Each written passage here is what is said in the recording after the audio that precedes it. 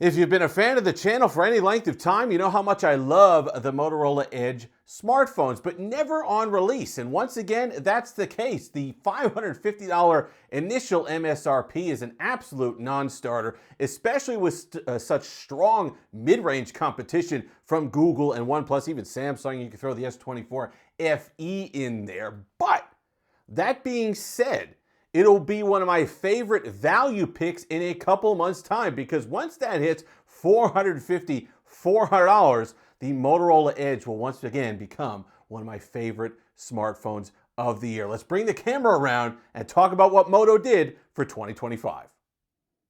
And we're back, so let's talk about it. And here's the thing, I did say that, and I do mean that at $550, you shouldn't be spending that on the Motorola Edge, because it really brings it into OnePlus 13R territory. You can spend less money and get a Pixel 9a, which is a significantly better smartphone, or at least I think a better, well-rounded smartphone in all the areas, especially when you bring software into the conversation, which you actually have to do. However, this is the closest Motorola has ever come with the Edge phones to being worth its initial MSRP. So Moto did make some enhancements this year that'll make this an even better value when this thing hits $450, $400. Let's talk about the big change, I think, was the build quality.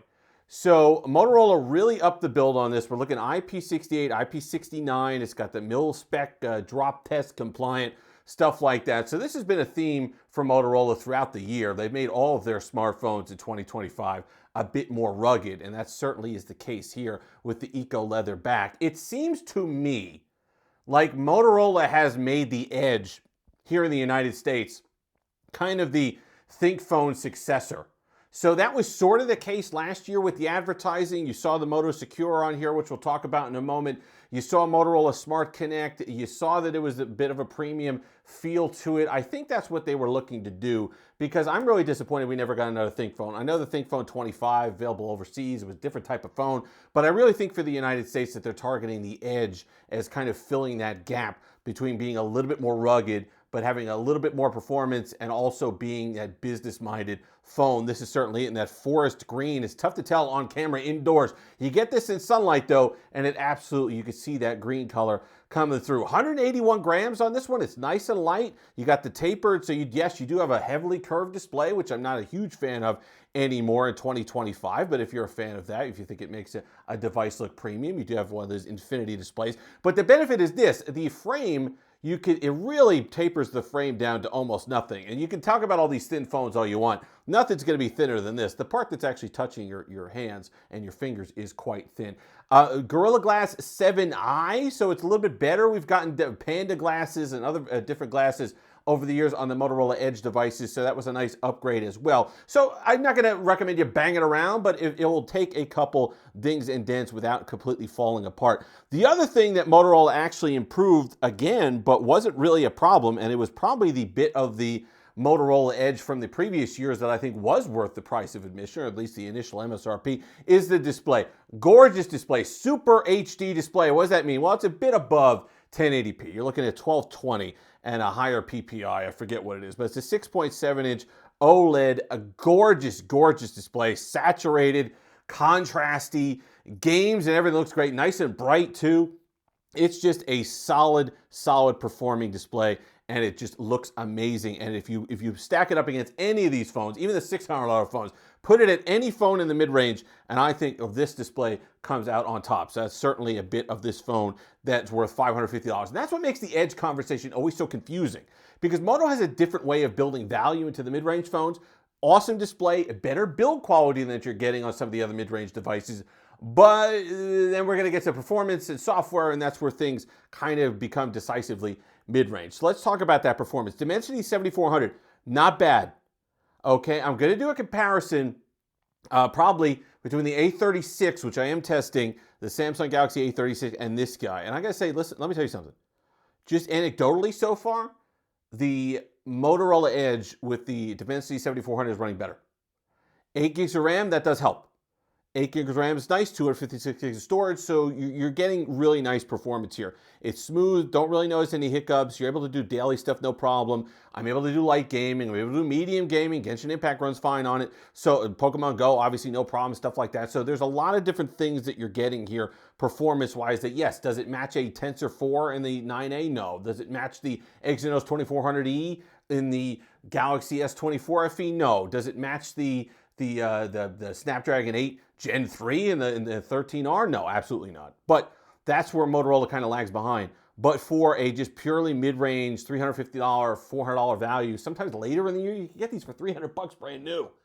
That's going to be when the value comes in here, and that's where you're going to want to jump all over a device like this. So right now, the Dimensity 7400, really mid-range, but $400, a few months from now, you're going to be really happy with the performance on this particular device. The one thing where it does come in ahead, 5,200 milliamp hour battery, 2 days of battery life with mixed use, no problem whatsoever. And when it is time to top off, 68 watt fast charging, which is the fastest you're going to find in the mid-range, at least on a device in the $400 price range. Obviously, the OnePlus 13R, you're going to get faster, but I like that you're going to have that fast charging down here on the less expensive devices. Let's talk about software, because that's another weakness.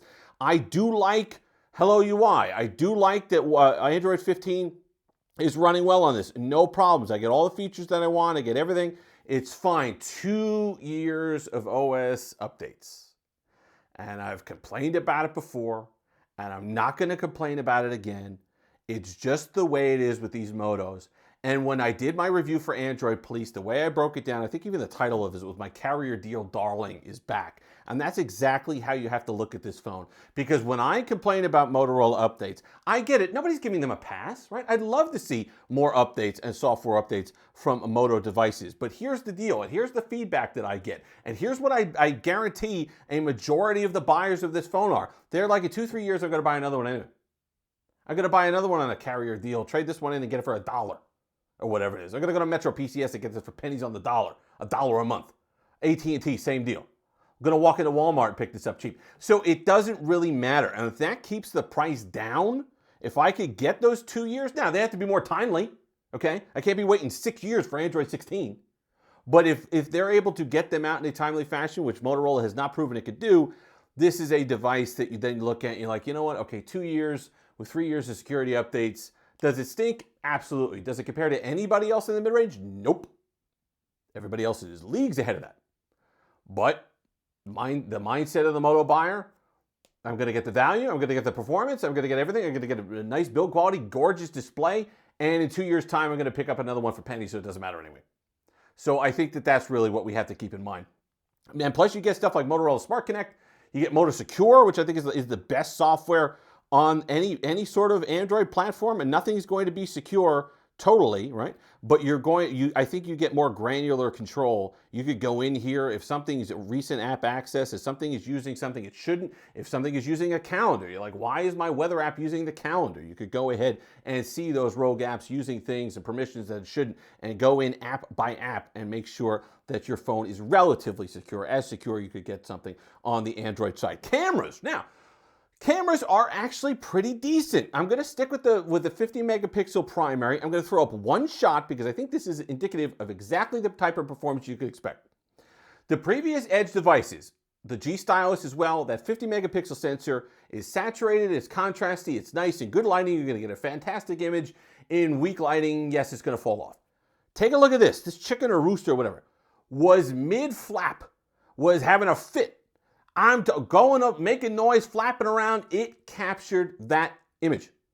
I'll tell you right now, if I were using my S25 Ultra to capture that image, it would have been a blurry mess.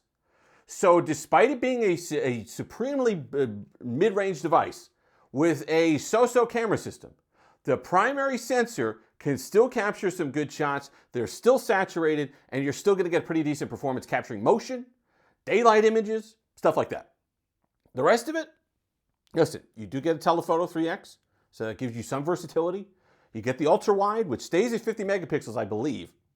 So you're not going to get that degradation and that drop off that you usually get when you go to these budget phones or mid-range phones and you get like a 10 or a 5 megapixel ultra wide or something like that, and the colors and the detail and the crispness drops off. You're not going to get that same situation here with the Motorola Edge. So Overall, I like it. But again, it's not necessarily that there's anything, it's for the third year in a row. Moto's done the same thing. There's not necessarily anything wrong with this phone. It's just that when you ask that kind of money, initially, it puts it in rarefied air with everybody else. It puts it in with the 9A, which you absolutely pick up a 9A. The software, the features, the whatever, the nighttime photography, everything alone wallops this phone. Okay? Now, build quality not as nice. There's some things that you could balance there, of course. Display is better on this one. So there's going to be a back and forth there. But I don't think you can, I can't reasonably I couldn't live with myself paying $500 or paying $50 more for this. But you're not going to. In a month's time, couple weeks' time, this is going to start dropping. By the holidays, midsummer or something like this might be at $350. And you're talking, $3 a month on a carrier deal. So keep that in perspective when you're thinking about the Motorola Edge. Don't necessarily judge it against $550, which I say to do all the time anyway. It's odd. It's an awkward scenario with this. We have enough of a track record now that we know what Motorola does with this phone. We know what it does with mid-range devices. They go on sale, and they're carrier deal type phones. So if that's the way that you're getting this, if you're picking one up on Metro, if you're getting one on the Moto website for $300 in a few months, like half a year's time, that's absolutely a phone that you're going to love, you're going to win, and you're going to notice the improvements. Slightly better display, it's brighter, better build quality, just an overall really nice value, but you got to be careful what price you pick it up at. Friends don't let friends buy Motorola Edge phones at full price. If you've made it this far, like, comment, subscribe, all that fun stuff. Until next time, have that Steve-licious day.